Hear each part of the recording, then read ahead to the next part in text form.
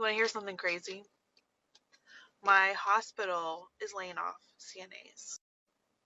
I work for a level 2 trauma hospital in Washington State, and I had a meeting last week, very last minute meeting with all the CNAs with HR, and they decided to tell us that they're going to do a volunteer layoff. HR said that we have until June 5th to decide if we want to volunteer for this layoff. Of course, questions were asked during the meeting about what is the layoff package and what are the benefits of being laid off. Well, of course, HR could not give us any answers other than they're just seeking volunteers. Tell me what you think. President in history, Taco Trump, to ask the Supreme Court to lay off, to do a mass layoff of federal workers. Did you know that the government is the largest employer in the United States? What do you think is going to happen if the Supreme Court grants mass layoffs for federal employees? Destruction and devastation. There are 3 million people who work for the federal government. They do things such as helping veterans, National Park Service, FAA, FDA, USDA. I can go on and on. Right now, laying off 3 million people, what do you think that it's going to do to all of these places that we use? It's going to be devastating. And number 2, it's going to be devastating for the economy. Why do we have to do mass layoffs? Why do we have to cut Medicaid for disabled people? Why do we have to cut SNAP benefits for children? Cut cancer research so we don't tax the rich? Because you know what Donald Trump said? That would kind of hurt their feelings. Yeah.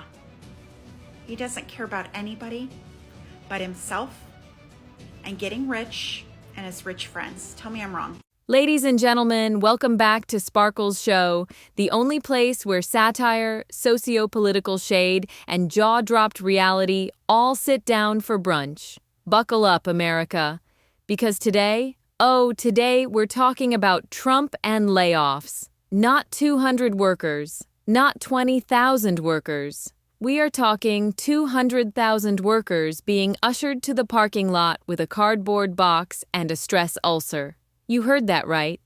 You're Fired just got a sequel, and it's less The Apprentice and more like The Hunger Games Rust Belt Edition. Let's get back to the rest of the video, and we will be back for more commentary. The ATMs used to be here. Now they're gone. Let's look over here. All the counters are still there. The light's still on. Pin pad's still there on the counter. All the wiring underneath. All the cubicles still here. People waiting to be 5 o'clock to go home and forget about this place. A lot of the downtowns in the Bay Area are desolated like this. Work from home and street conditions accelerated this desolation. That's the bank I just showed you. And this is their parking lot. This building here is City Hall.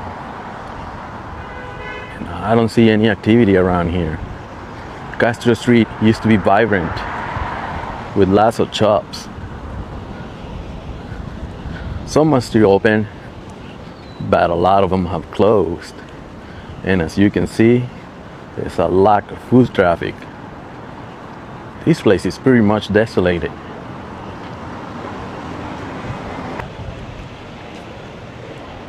But yeah, it's the middle of the day on a weekday. Let me show you here. It's 1:59, Wednesday, May 28th. And at least that shop is open. But only one customer. All the tables are empty. Here we have another plaza where I can already see for lease signs. Let's look in here. See, there's a sign, retail for lease. I have some amazing news about Trump's big, beautiful bill. The big, beautiful bill repeals the requirement to report IRS transactions over $600, affecting gig economy workers.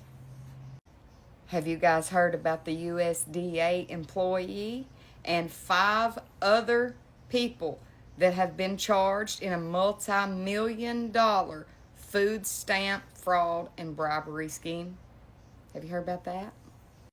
President Trump is asking the Supreme Court to allow mass federal layoffs. Federal authorities have confirmed that they found USAID paperwork in illegal Boulder attacker's vehicle.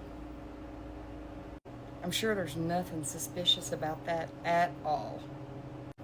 You all let me know your thoughts in the comments. It's definitely been a wonderful Monday for the Trump administration and America. Y'all have a wonderful night. God bless you. Welcome back, Sparkles fam. Now let's be fair here. These layoffs weren't handwritten by Trump himself with a Sharpie on MAGA letterhead. But make no mistake, the policies signed, the budget cuts slashed, and the whispered boardroom backpats, they were all part of the grand performance. And now, the curtain's closing on people's livelihoods. And before we continue, credit where it's due. Shout out to the originators and stitches of this topic who brought the facts, the receipts, and the edits with the 4K drama. We saw that video go viral on Political Talk. One MAGA voter staring at the camera like it personally betrayed them, saying, "He promised to bring jobs back, not take mine." Well, guess what, sweetie? That coal plant never reopened, but the unemployment office sure did. Let's walk it back. Do you remember the rallies, the campaign speeches in truck stops and air hangars, the promises of jobs, jobs, jobs that felt like a QVC sale for employment? Well, now the only thing on clearance is your 401k. And the spin from MAGA media? Legendary. One pundit said, "Sometimes you need layoffs to restore greatness." Sir, this isn't the Avengers. This is a nation. And y'all are treating it like a clearance aisle at TJ Maxx. Let's get into the economic theater, shall we? These 200,000 layoffs weren't just coincidences. These were contractor terminations, healthcare rollbacks, environmental cleanup crews, and transportation workers, all gutted by budget realignment that looked suspiciously like defunding the people and refunding the billionaires. And when folks started to protest, here comes the talking point parade. Lazy people shouldn't get handouts. Until the pink slip hit your doorstep. Then suddenly it's, "This is an attack on American workers." We're not here to gloat. We're just asking, was this not in the pamphlet? Because the man said, and I quote, "We're going to get rid of the waste." Translation? You were the waste. Surprise! And now, drumroll please, Trump is allegedly looking to cut even more. Yup. Whispers around Capitol Hill say he's eager to go further. We're talking federal employees, climate scientists, educators, postal workers. Let me ask you this, dear listeners. What is MAGA without a postal worker to deliver your campaign hat? But here's the kicker. The very communities who chanted, "Drain the swamp"? Well, y'all drained your own towns, because those same budget cuts sent jobs overseas while waving American flags like y'all won a raffle. Oh, and the irony? Some of the laid-off workers were in Border Patrol. Tell me how you build a wall with no workers, unless it's a spiritual wall, in which case, light some sage and wish upon a star.